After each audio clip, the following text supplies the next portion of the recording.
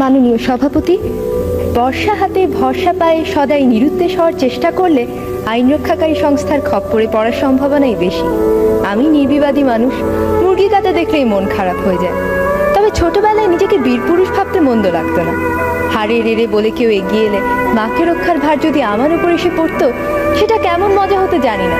কিন্তু আমার অধ্যাপিকা মা গায়ে এক রত্তিও শোনা পড়েন না, সুতরাং কল্পনার সেই বীরপুরুষ বেশি দিন টিকতে পারেনি। তবে ভীতু ভদ্রলোক হওয়ার যে বিপদ আছে, সেটাও খুব অল্প বয়সেই জানা হয়ে গেছে। বান্ধবী এসে একদিন বলল, এসো আমরা আমাদের সবচেয়ে প্রিয় জিনিস বদলা বদলি করি। আমার চমৎকার বিদেশি ছবি আঁকা পেন্সিল বাক্সটা গেল, বিনিময়ে পেলাম তার পরিত্যক্ত রাবার। শুনে সবাই হেসে বলল, একটু চালাক চতুর হতে হয়। কিন্তু আমার খুব দুঃখ হলো যখন দেখলাম ও আর আমার কাছে আসছে না। একবার এক আবৃত্তি প্রতিযোগিতায় যোগ দিলাম। কাছ থেকে সংস্কৃতি অঙ্গনের সব পরিচিত তারকাদের দেখে চমকিত হলাম, কিন্তু আমার পালা আসার সঙ্গে সঙ্গে শুরু হলো তাদের চা খাওয়ার পর্ব। কারো আর প্রতিযোগীর দিকে দৃষ্টি নেই। এত দুঃখ হলো, কয়েক মুহূর্তের জন্য বেদুইন হয়ে যাওয়ার ইচ্ছে হয়েছিল হয়তো। পরে ভাবলাম, তারকারাও তো রক্ত মাংসেরই মানুষ। বেচারা জন লেনন তো খ্যাপা ভক্তের হাতে প্রাণী দিয়ে দিলেন, সুতরাং তারকা হওয়ার স্বপ্নেও বাদ। কিন্তু একটা প্রতিযোগিতা কিছুতেই এড়ানো যায় না।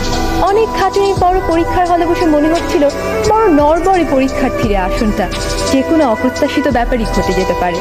হলেও তাই, কম্পিউটারের কুয়াশায় হারিয়ে গেলাম। আমার বাবা তার খেয়ালি কম্পিউটারকে কষে চড় মেরে ঠিক রাস্তায় নিয়ে আসেন। আমি কিন্তু যন্ত্রটাকে ভীষণ সমীহ করি।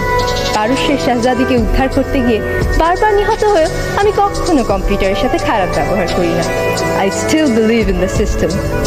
ছোট পর্দার নেপথ্য বিচারপতি বা সমতা বিধানকারী কেউ অবলীলাক্রমে 50 মিনিটে অন্যায়কে ল্যাং মেরে ফেলে দেন।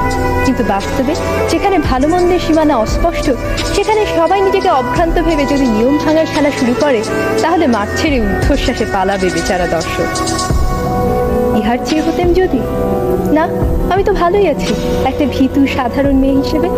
আমার মধ্যে কোনো দুরন্ত আশা নেই, ন্যায়দণ্ডধারী মহাবীর বা চতুর্মুখর মেধাবী মুখর উচ্চাকাঙ্ক্ষা নেই। একজন সৎ, পরিশ্রমী, বিবেকবান মানুষ হতে পারলেই আমি খুশি। ছেড়ে দিয়ে আমি জিতে যেতে চাই।